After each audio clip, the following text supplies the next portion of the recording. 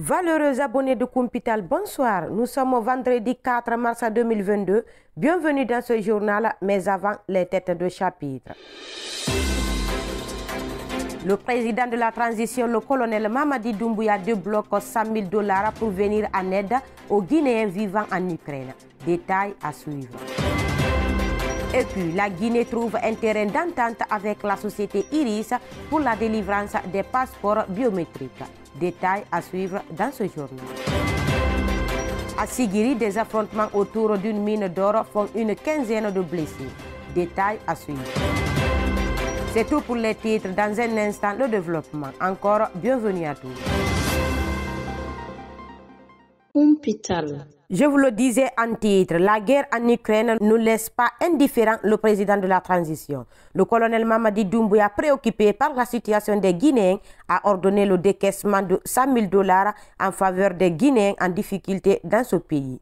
L'annonce a été faite ce vendredi par le ministre des Affaires étrangères en marge d'une réunion de concertation entre son département et l'Union européenne sur le nouvel instrument de voisinage, de coopération au développement et de coopération internationale. Nous traversons actuellement une crise migratoire en Ukraine, où des milliers de personnes, parmi lesquelles des centaines de Guinéens, font face à des défis migratoires majeurs, même si la plupart de nos compatriotes sont déjà hors de danger dans des pays limitrophes comme la Pologne. Nous ne pouvons pas continuer à faire porter par nos seuls partenaires toute la prise en charge de nos citoyens dans de pareilles circonstances, selon le chef de la diplomatie guinéenne. Il annonce que le colonel Mamadi Doumbouya a décidé d'octroyer un montant de $100 000, soit près des milliards de francs guinéens, pour subvenir aux besoins primaires des Guinéens en sérieuse difficulté en Ukraine.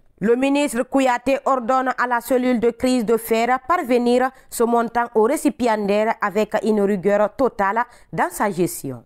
Kumpital. Et puis, en Conseil des ministres, le patron du département en charge de la sécurité et de la protection civile a fait le compte-rendu de sa récente mission en Malaisie, où il a rencontré la société Iris, titulaire du contrat de production des passeports biométriques. Le général à la retraite Bachir Diallo a indiqué au gouvernement qu'après les discussions avec les dirigeants de la société Iris, il a été constaté que la rupture de la délivrance des passeports est due à un dysfonctionnement entre la société Iris et ses sous-traitants. Au regard du caractère contraignant du contrat qui lie le gouvernement à cette société jusqu'en 2028, il est suggéré de reprendre la collaboration dans les conditions nouvelles de manière à assurer un approvisionnement fluide des passeports.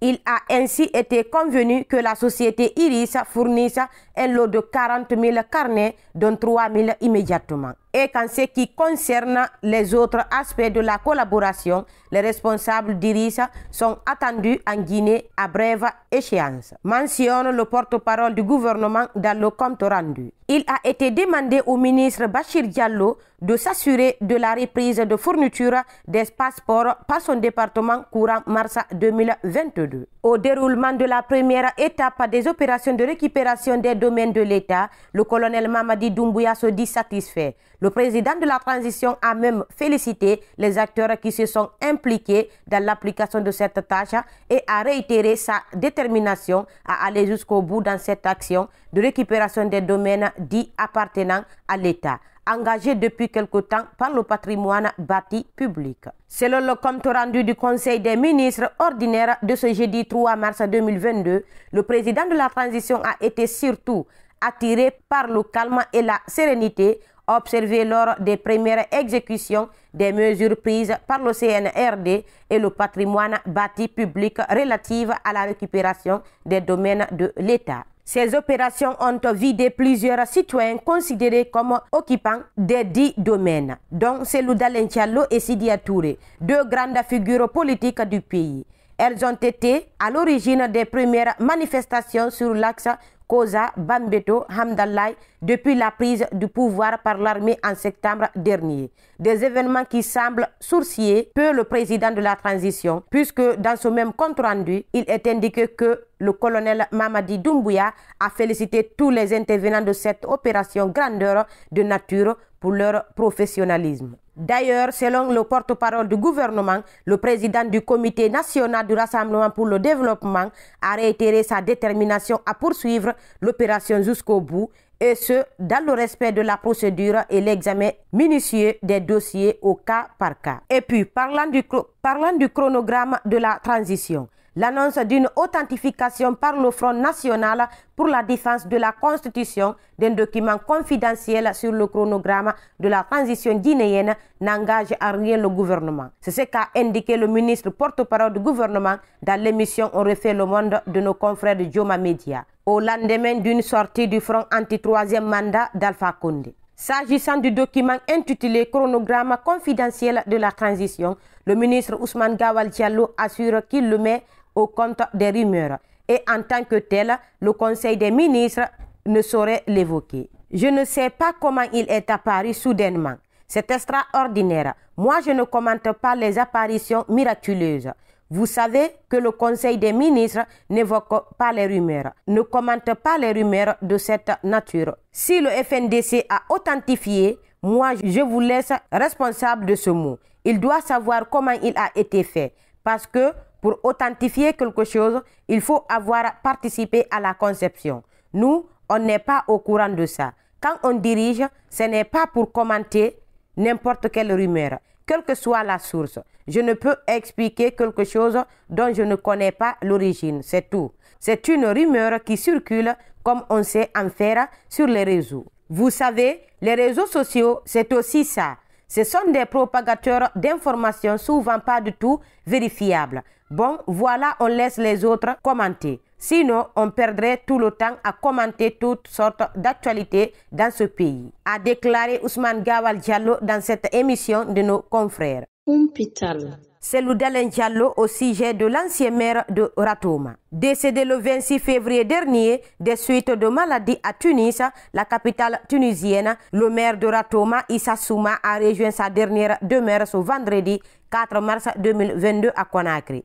Mais avant son enterrement, plusieurs personnalités, dont celle d'Alain Diallo, ont pris part à la cérémonie de levée du corps à l'hôpital sino-guinéen équipé dans la commune de Ratoma. Le président de l'Union des forces démocratiques de Guinée, UFDG, a rendu hommage à son ancien ami, conseiller et personne ressource au sein du parti qu'il dirige. Cellou Dalein Diallo a déclaré garder en souvenir un être aimable au grand cœur doublé d'une générosité sans limite. J'ai perdu un ami, un conseiller. Il était une personne flexible, affable, c'était un homme de dialogue. Il aimait régler toujours les problèmes à l'amiable. Il s'est engagé à mes côtés dès les premières heures quand je me suis lancé dans la politique.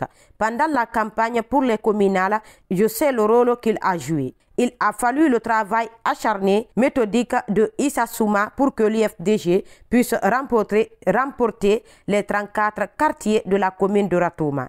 Il a contribué de manière remarquable à l'implantation du parti dans toute la Guinée. Il a convaincu beaucoup de gens d'accepter de me rencontrer et d'autres de m'aider, même financièrement. L'UFDG perd un grand cadre. C'était un homme de réconciliation. Il n'a jamais opté pour la rupture. qu'Allah le Tout-Puissant l'accueille dans son paradis. A prié le leader de l'Union des forces démocratiques de Guinée. Paix à l'âme du défunt. Comme annoncé au sommaire, au moins 16 personnes ont été blessées, dont certaines par balle, ce jeudi 3 mars 2022. C'est suite à des affrontements violents qui ont éclaté entre des habitants des districts de Bida et de Yorola autour de la mine d'or artisanale de Komadakon. Tout serait parti de la présence d'une machine Pocling dans la mine dont la paternité a été juridiquement reconnue à Bida. Mais la décision judiciaire ne serait pas du goût de Yorola. Les habitants de ces deux zones ne sont affrontés à coups de pierre et de fusil. Plusieurs dégâts matériels ont été causés. Les habitants de ces deux zones se sont affrontés à coups de pierre et de fusil. Plusieurs dégâts matériels ont été causés. Selon les informations, même si le calme semble revenu, les autorités ont été saisies pour des fins d'enquête. Pour rappel, ces deux districts relevant respectivement de la commune rurale de Doko, commune urbaine de Sigiri. Mesdames et messieurs, c'était tout au compte de cette actualité. Merci à toutes et à tous de l'avoir suivi. Je vous souhaite une très bonne soirée où que vous soyez. Au revoir.